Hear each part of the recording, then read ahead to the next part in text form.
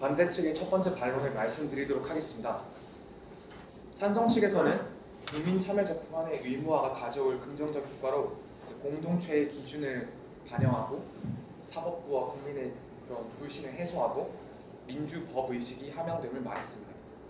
그러나 이런 효과들은 모두 실체를 뚜렷하게 파악하기 어려운 추상적인 내용들입니다.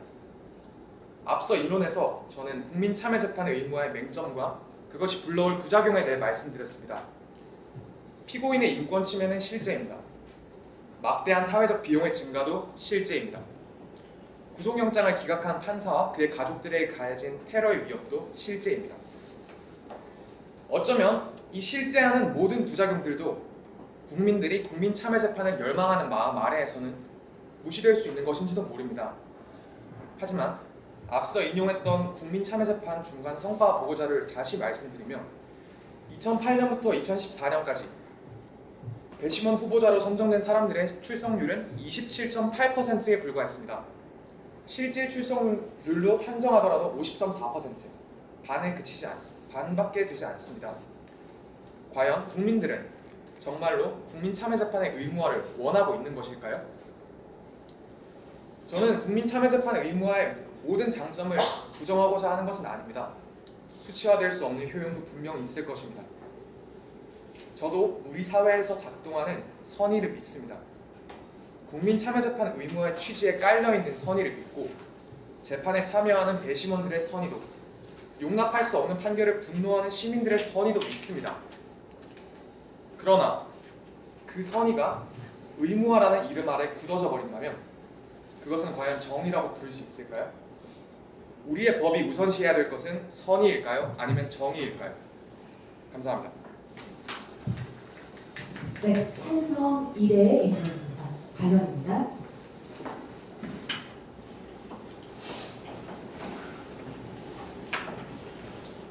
네, 찬성 1의 발언 시작하겠습니다.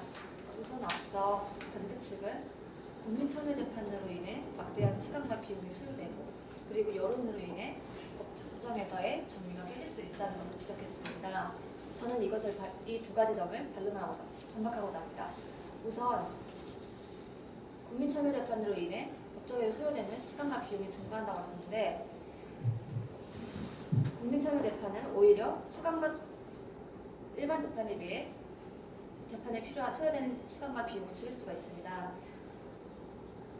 배심원의 판결을 종결된 사건에 소요된 시간의 중앙값은 판사에 의해 재판된 경우보다 18시간 정도 더 많았다고 합니다. 그러나 배심 재판이 시작되었다가 최종 판결 이전에 화해 등으로 종결되는 사건까지 포함한다면 국민 참여 재판으로 소요된 평균 시간은 일반 재판의 경우보다 오히려 더 짧았다고 합니다. 또한 배심원의 신뢰에 대해 지적하셨는데 피고인과 검사가 가진 부정적인 인식과 달리 통계 자료는 국민 참여 재판이 일반 재판보다 더 정확한 판결을 내린다는 것을 증명합니다. 국민 참여 재판이 처음 시행된 2008년부터 2015년까지 선고된 국민 참여 재판의 항소심 판결 중 1심 결과가 확인된 건수는 29.3%뿐입니다. 이는 일반 형사사건의 1심 파기율인 41.0%에 비해 10% 이상 나는 수치입니다. 그리고 국민 참여 재판이 형량이 2심에서 변경된 사례는 25%인 반면 일반 형사사건의 경우 양형 변경률은 약 32.2%입니다. 이렇듯 국민 참여 재판이 일반 형사사건 항소심보다 항소심에서 이후 무죄가 뒤바뀌거나 형량이 변경될 확률이 적습니다. 이는 국민 참여 재판이 사회적으로 더 합당한 결론을 도출할 수 있다는 것을 의미합니다. 국회 법제사법위원회 소속 박범계 더불어민주당 의원이 법원행정처로부터 제출받은 자료에 따르면 국민 참여 재판을 실시한 이후 법원 판결과 배심원의 판결의 일치율은 제도 도입 첫해인 2008년에는 87.5%였지만 2009년에는 29.6%, 2012년에는 95.6%로 꾸준히 증가하다가 2015년에는 95.6%까지 찍었다고 합니다. 네, 여기까지 듣겠습니다. 자, 반대쪽에 발언입니다. 네, 먼저 국민참여재판을 도입했을 때 국민참여재판 한 건당 1,700만 원의 추가 비용이 발생한다는 사실 말씀드리고 싶습니다. 그리고 앞서 말씀해주신 1심 판결에서 합치율이 높다는 말씀에서도 결국 판사가 판결을 한 것이기 때문에 판사의 의견이 국민의 여론과 일치하는 거라고도 똑같이 볼 수 있다고 생각합니다. 마지막 반론에 앞서서 미국 배심제에 대해 말씀드리고 싶습니다. 미국 배심제는 유무죄를 판결하는 판결권이 있습니다. 훨씬 국민참여재판에 비해서 훨씬 막중한 제도라는 얘기입니다. 그럼에도 피고는 배심제를 거부할 권리가 있습니다. 배심제 거부가 피고의 권리라고 미국에서는 인정하고 있는 것입니다. 형사재판에 서게 되는 모든 피고가 무죄인 것은 아닙니다. 오히려 무죄 선고를 받게 되는 피고는 고작 10%도 안 된다고 합니다. 하지만 우리는 기억해야 합니다. 100명의 죄인을 처벌하기보다는 한 명의 억울한 사람을 만들지 않는 것이 우리가 지향해야 할 법치주의의 이념이라는 걸 말입니다. 그리고 그 억울한 한 사람이 그의 의사와 관계없이 여론재판을 받게 하는 것이 과연 옳은 일인지는 여러분이 판단해 주시기 바랍니다. 누구든 그리고 언제든 우리는 재판에 설 수 있습니다. 자, 한번 상상해 보십시오. 여러분이 형사 재판에 서실 만한 범죄를 저지르실 리는 없으니까 무고하게 피고로 재판에 서게 되는 상황을 상상해 보십시오. 여러분은 그 상황을 여론에 알리고 싶으십니까? 여러분이 누구인지 알지도 못하고 누구인지 관심조차 없는, 어쩌면 그 상황을 그냥 하나의 가십거리 정도로 생각하는 그런 사람들에게 말입니다. 그러면 박진성 시인의 상황에서처럼 여론이 이미 사건에 대해 알고 있다고 가정해 보겠습니다. 여론은 여러분이 결백함과 관계없이 이미 여러분을 범죄자라고 확신하고 있습니다. 그 상황에서 여러분은 누구인지 모를 그 사람들에게 여러분의 운명을 맡기고 싶으십니까? 자, 그러면 마지막으로 여러분께 묻겠습니다. 여러분은 어떻게 재판받고 싶으십니까? 법에 의해? 아니면 여론에 의해? 감사합니다. 네. 자, 마지막입니다. 찬성 2의 발언입니다.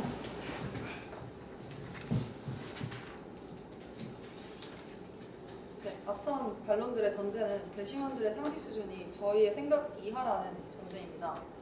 이 점을 주의해 주시길 바라며, 저희는 국민참여재판이 민주주의의 척도이고 법적이라 관료주의를 철폐해 사법제도에 대한 신뢰성을 높임을 보였습니다. 또 강력범죄에 한하여 국민재판을 시행하는 길로 점차 나아간다면 금전적인 문제 또한 해결될 것을 믿습니다. 최근 청와대 홈페이지에서 조두순 출소 반대 국민청원이 진행된 사실 알고 계시나요? 이처럼 살인, 성범죄와 같은 강력 범죄들은 강한 처벌을 내리길 원하는 여론이 뜨겁지만 실제 판결은 여론을 잘 반영하지 못하는 경우가 많습니다. 여론이 원하는 만큼의 강한 판결을 내린 판례가 없기 때문이라고 판사들은 답합니다. 만약 조두순 사건이 국민참여재판으로 진행되었다면 어땠을까요? 판사는 국민들의 의견, 즉 상식을 반영하여서 12년형보다 더 높은 형을 구형할 수 있지 않았을까요? 여러분, 국민참여재판은 국민들이 법제도의 입법과 시행에 가장 직접적인 영향을 미칠 수 있는 제도 중 하나입니다. 현대 우리 사회에서는 현실과 괴리된 법률이 많습니다. 얼마 전까지만 해도 간통죄는 법적 처벌의 대상이었고 이를 수정하기까지 많은 시간이 걸렸습니다. 최근에 논란이 되고 있는 낙태죄 또한 법과 현실이 동떨어져 있어 많은 국민이 피해를 보았습니다. 우리는 국민참여재판을 통해 이러한 법제도에 우리의 의견을 반영할 수 있고 더 나아가 대의민주주의의 한계점을 보완할 수 있습니다. 퓨 리서치 센터의 설문조사에 따르면 응답자의 67%가 미국에서 배심원은 좋은 시민이 되기 위한 조건이라고 답했습니다. 민주주의는 가만히 손 놓고 앉아서는 성취할 수 없습니다. 따라서 민주주의의 가치 수호를 위해 국민참여재판을 의무화하여 국민들이 법제도에 지속적인 관심을 보낼 수 있도록 해야 합니다. 감사합니다.